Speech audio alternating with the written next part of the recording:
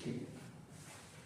तो आज हम पढ़ेंगे सैलरी का क्वेश्चन नंबर 44, जिसमें क्या बोला गया, कहते हैं कि बेसिक सैलरी जो है वो 22,500 है। बेसिक सैलरी कितनी है? 22,500। तो हमने क्या करना है, इसको 12 से मल्टीप्लाई करना है। कितनी आ गई हमारे पास? 2,70,000। ये आ गया बेसिक सैलरी हमारी। फिर इसके बाद उसने बोला dear next allowances at 20% of the basic salary but only 10% of the salary is eligible for service benefits. अब यहां पे उसने बोला, कहता जो डी है वो कितने? 20% ऑफ सैलरी। 20% of salary. आपने क्या करना है, इसका सैलरी का 20% निकालना है। 2,70,000 इंटू 20/100, तो ये आ गया 54,000। ठीक है, लेकिन क्या बोला उसने? 10% एंटर फॉर सर्विस बेनिफिट। अब आपने याद रखना है, जब सर्विस बेनिफिट के लिए लेना आपने, तो कितने परसेंट लेना आपने? 10%, right. Next, incentive commission at 1% of the turnover achieved by him but not exceeding 1 month salary. कहता जो अभी क्यों निकालेंगे? जब हमें जरूरत होगी तब लेंगे, जहां पे जरूरत होगी तब लेंगे। अब तो हमने टोटल ले लिया 54,000। हमें पता कि 10% क्या होगा, इसका हाफ हो जाएगा 27,000। जब हमने एचआरए काउंट करना है तब हमने लेना है, ठीक है, अभी नहीं। अब इसने बोला है incentive commission at 1% of the turnover. कहता जो इंसेंटिव कमीशन देनी है वो 1% देनी है अपने टर्नओवर के ऊपर, लेकिन कहता है जो इंसेंटिव कमीशन है वो 1 मंथ सैलरी से ज्यादा नहीं होना चाहिए, ठीक है। The turnover achieved by him by the relevant previous year for 18,72,800। तो यहां पे क्या आएगा? इंसेंटिव कमीशन 1% ऑन टर्नओवर, तो यह आ गया 1/100 इंटू 18,72,800। तो यहां पे 20 कैंसिल, ये आ गया 18,728, ठीक है। और इसके साथ उसने बोला था और 1 month salary which average lower. अब 1 मंथ सैलरी कितनी थी हमारे पास? 22,500। अब इसमें और इसमें से दोनों में से कम क्या है? 18,728। आपने यहां पे लिखना है 18,728, ठीक है। ये पॉइंट समझ आया? क्या बोला यहां पे कि भाई जो इंसेंटिव कमीशन है वो आपने लेनी है 1% ऑन टर्नओवर। हमारे पास टर्नओवर कितनी थी? 18,72,800। हमने इसका 1% निकाला, कितना आ गया? 18,728। और उसने बोला था जहां 1 मंथ सैलरी, तो हमारे पास सैलरी कितनी थी? 22,500। फिर उसने बोला था विच एवर इज लोअर, दोनों में से जो कम होगा। तो कम क्या था? 18,728, ठीक है। Next point. अब इसके बाद उसने बोला mister Sen contribution to recognise provident fund is 3,500 per month and the employer also contribute an equal amount.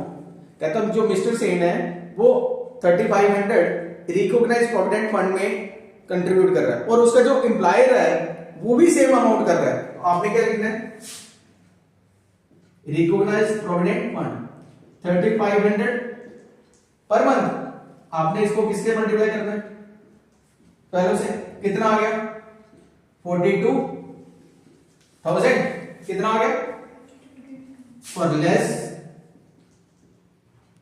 Exemption, ठीक है। एग्जम्पशन क्या देनी है? 12% ऑफ सैलरी। तो यहां पे कितना आ गया? 12/100। और हमारे पास सैलरी कितनी है इसकी? सैलरी कितनी आ रही है? अब देखो सैलरी के लिए सबसे पहले आ गया 2,70,000, ठीक है, प्लस 10% एंटर, तो यहां पे आ गया 27,000, राइट। और प्लस ये बोनस जो इंसेंटिव कमीशन मिली ना, इसको भी आपने प्लस करना है 18,728। इन तीनों को प्लस करना बेटा, ठीक है, क्या क्या लिया मैंने, 1 2 और 3, इसका कितना लिया मैंने, हाफ, क्योंकि 10% यही होता है। यहां पे आ गया, यहां पे 12/100 इंटू 270, 3,15,728। अब देखो कितना आता है इसका 12%,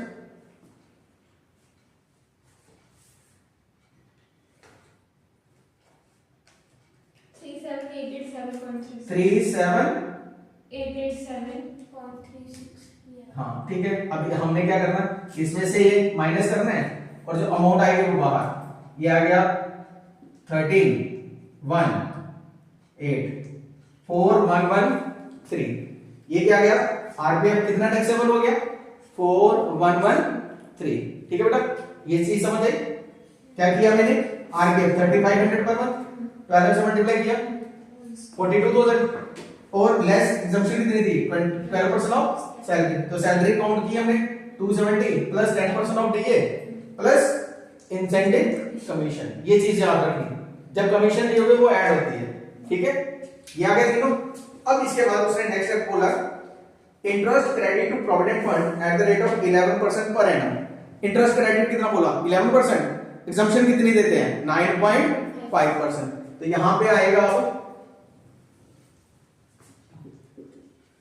interest credited to provident fund at the rate of 11%, और अमाउंट कितना दिया उसने, 27,500। तो यहां पे क्या लिखेंगे, less assumption at the rate of 9.5%। तो आपने क्या लेना है, 27,500 इंटू 9.5/11, कैलकुलेट करके देखो कितना आ रहा है इसका,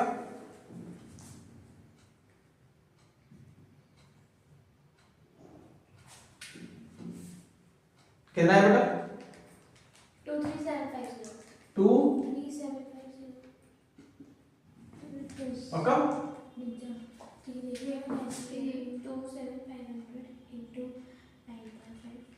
डिवाइडेड बाय 11, 23750। ठीक है।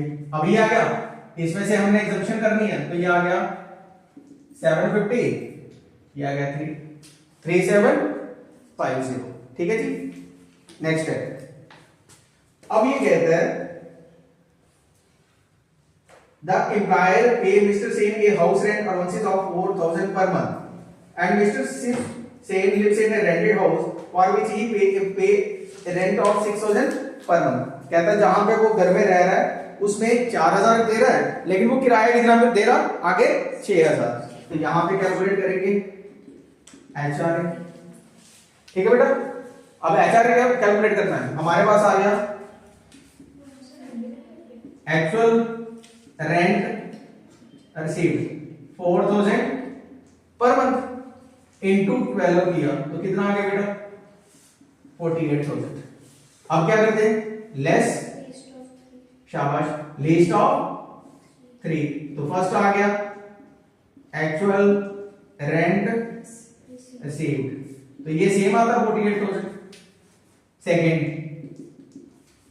Actual rent paid minus 10% of salary, यही सिखाया मैंने।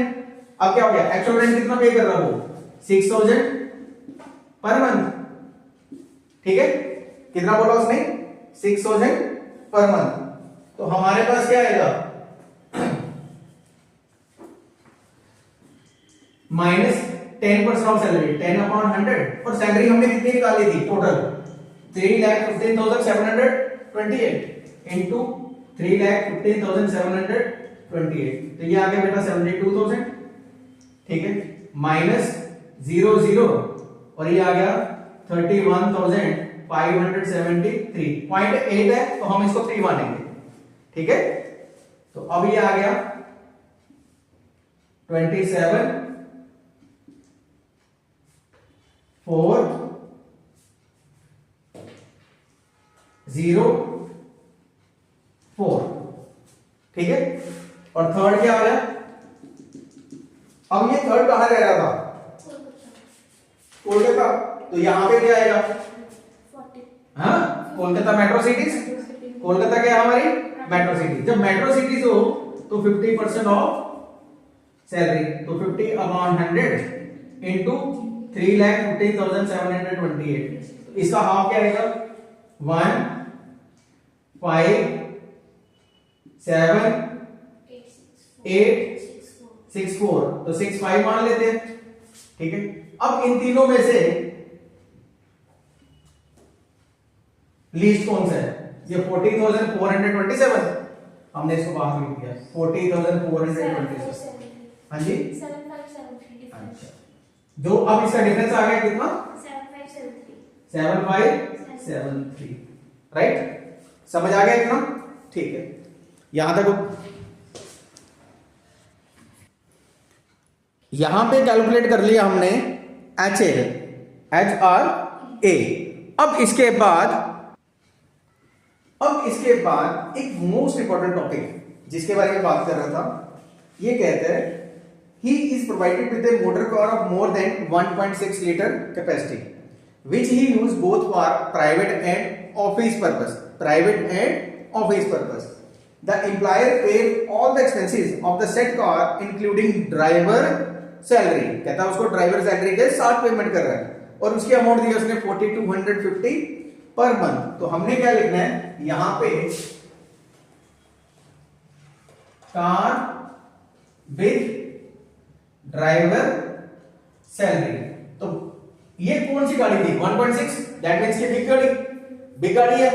तो हाँ, हमने क्या सिखाया 2400 पर मंथ प्लस 900 चौफर की सैलरी, तो यहां पे कितना हो गया बेटा 3300 इंटू 12, करके देखो कितना आता हमारे पास 0 0 12 3 36 36 39 39,600, ठीक है बेटा। अब इसके बाद उसने बोला he took a loan of 1,50,000 on 1/4/23 for his employee to purchase a car, rate of interest being 7.70 per annum, prescribed rate of interest by the SBI to be assumed 9.70। कहता उसने गाड़ी ली, लोन लिया, लोन का rate था 9.70 जबकि था कितना 7.70। तो आपने क्या करना है यहां पे लिखना है लोन टू परचेज कार, दिया कितना था 9.70 जबकि मिला कितना था 7.70, ठीक है। तो हमारे पास कितना आ गया इसका 2%। अब 1,50,000 इंटू 2/100, तो ये आ गया बेटा 3,000, ठीक है, ये भी आ गया। अब एक चीज और, he has been getting entertainment allowances of 18,000 per annum, तो यहां पे आ गया एंटरटेनमेंट अलाउंसेस, यहां पे आ गया कितना 18,000, ठीक है। अब इसके बाद एक और पॉइंट बोला उसने, कहता mister Sen is a medical student of Kolkata medical college and his employer paid 62,000 as his education fees. कहता उसका बेटा कोलकाता मेडिकल कॉलेज में पढ़ रहा है और उसको कितने पैसे मिल रहे हैं 60,000। तो आपने क्या लिखना है एजुकेशन फी, तो यहां पे कितना आ गया इसका 60,000, ठीक है। और कुछ दिया इसने, according to the term of the appointment his employer contribute a sum of 20,000 per annum to an improved superannuation fund to his account. During the relevant previous year, Mr. Sen paid the following life insurance premium on a policy of 1,60,000 on his own life, 18,000 on a policy of 50,000 on his son life, 4,000। तो ये हमारी deduction आती है, तो वो भी देख लेते हैं। सबसे पहले यहां पे कर लेना आपने ग्रॉस सैलरी, जितना भी था वो सारा टोटल करना आपने, ठीक है। फिर इसके बाद less standard deduction under section 16, और स्टैंडर्ड डिडक्शन कितनी देनी है मैंने 50,000। पहले इसका टोटल करके मुझे बताओ कितना आ रहा है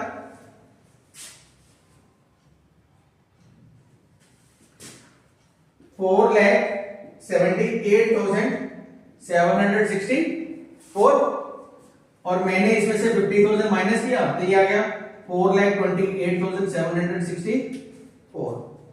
ठीक है, ये क्या आ गई हमारी सैलरी इनकम। ठीक है, ये आ गया। अब इसके बाद डिडक्शन देनी है हमने, यहां पे लिखते हैं क्वालिफाइंग अमाउंट। ठीक है, for deduction under section 80C। तो सबसे पहले आ गया ऑन कंट्रीब्यूशन टू RPF। तो ये RPF कितना दिया था उसने 3500 पर मंथ, तो यहां पे आ गया 42,000 सबसे पहले। फिर उसने दिया था LIC प्रीमियम, यहां पे आ गया सबसे पहले सेल्फ, खुद का दिया था उसने 16,000। फिर उसके बाद सन और इसका आ गया 4,000 और यहां पे आ गया education fee of son to college. अब ये पॉइंट याद रखना बेटा, जब बेटा कॉलेज में पढ़ रहा हो तो education fees under section 80C के मुताबिक डिडक्ट हो जाती है। ठीक है, बस। तो ये टोटल 100% क्वालिफाइंग अमाउंट है। यहां पे आ गया 42, 52, 58, 62, 1,22,000। ठीक है, अब आपने क्या करना है, जो सैलरी इनकम है ये 4,28,764, इससे यहां पे लिखना है डिडक्ट अंडर सेक्शन 80C। कितना आ गया 1,22,000 और ये आ गया 467,603। ये आ गया हमारी नेट टैक्सेबल सैलरी। ठीक है, हमारे पास क्या आ गया इसका